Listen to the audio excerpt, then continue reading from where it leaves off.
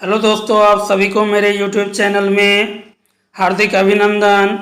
जोहार, जय हिंद। चलिए आज जो देखते हैं कि आज का जो खुशखबरी है ये सुप्रीम कोर्ट की ओर से आया हुआ है कि जितने भी संविदा कर्मचारी है वे जो लगातार 12 महीना तक काम करते हैं वे संविदा कर्मचारी से वे स्थायी नियमितीकरण हो जाएंगे। उसका देखिए क्या क्या जो बताया। संविदा कर्मचारी के नियमितीकरण पर सुप्रीम कोर्ट ने लगाई मुहर।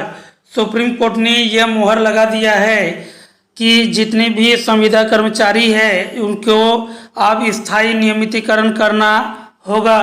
सभी होंगे परमानेंट। होली से पहले एक साथ मिली जिंदगी भर की खुशी। कर्मचारी के नियमितीकरण पर सुप्रीम कोर्ट ने लगाई मुहर।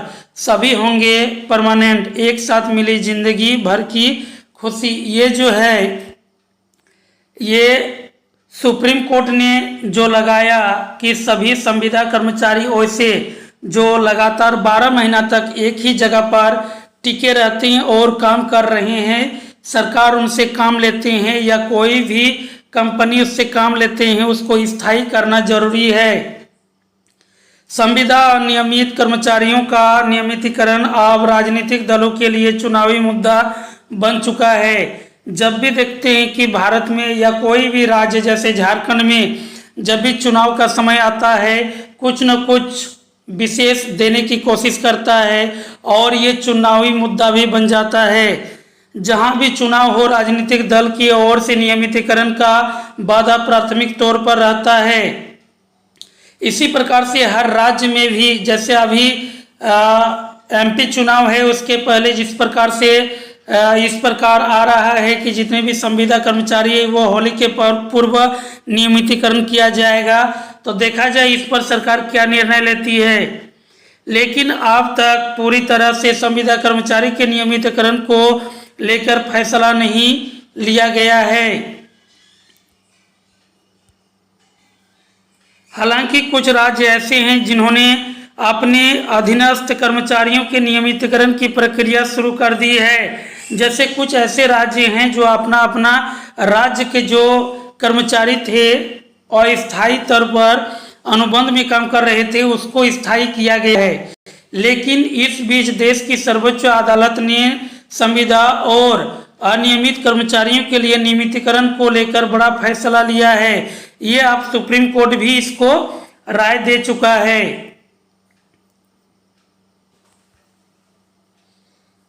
एक कंपनी था जैसे महानदी कोलफील्ड ने सुप्रीम कोर्ट में तर्क दिया कि ट्रिब्यूनल के पास श्रमिकों को स्थायी दर्जा देने की कोई शक्ति नहीं है क्योंकि अपीलकर्ता और प्रतिवादी श्रमिक संघ के बीच हुए समझौते सभी पक्ष पर बाध्यकारी है। इसका तर्क यह दिया गया था जो सुप्रीम कोर्ट थे उसने जो अनुबंध कर्मचारी थे वे लोगों को 32 में से 19 को स्थायी कर दिए थे और 13 को अस्थायी नहीं स्थायी किए थे।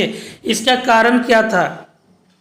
सुप्रीम कोर्ट ने कहा कि 12 महीने या स्थायी प्रकृति के काम करने के लिए रखे गए श्रमिक सिर्फ नियमितीकरण के लाभ से वंचित करने के लिए अनुबंध श्रम विनियमन और उन्मूलन अधिनियम 1970 के तहत अनुबंध श्रमिकों के रूप में नहीं माना जा सकता है। इसको जो अनुबंध श्रमिक है उसके रूप में नहीं माना जा सकता है। शीर्ष अदालत ने इस टिप्पणी के साथ कोल इंडिया की सहायक कंपनी महानदी कोलफील्ड के 32 में से उन 13 श्रमिकों को नियमितीकरण करने का आदेश दिया जिन्होंने अनुबंध श्रमिक मानकर नियमित नहीं किया था।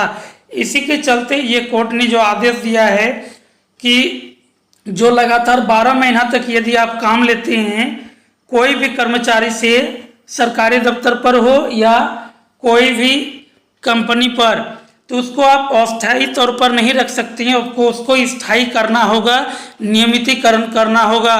तो देखा जाए इस पर अभी चुनावी समय भी है और सरकार क्या निर्णय लेती है। हो सके कि इस पक्ष पर सभी राज्य सरकार भी अपना अपना निर्णय ले और अस्थायी कर्मचारियों को स्थायी करने की ओर बढ़े।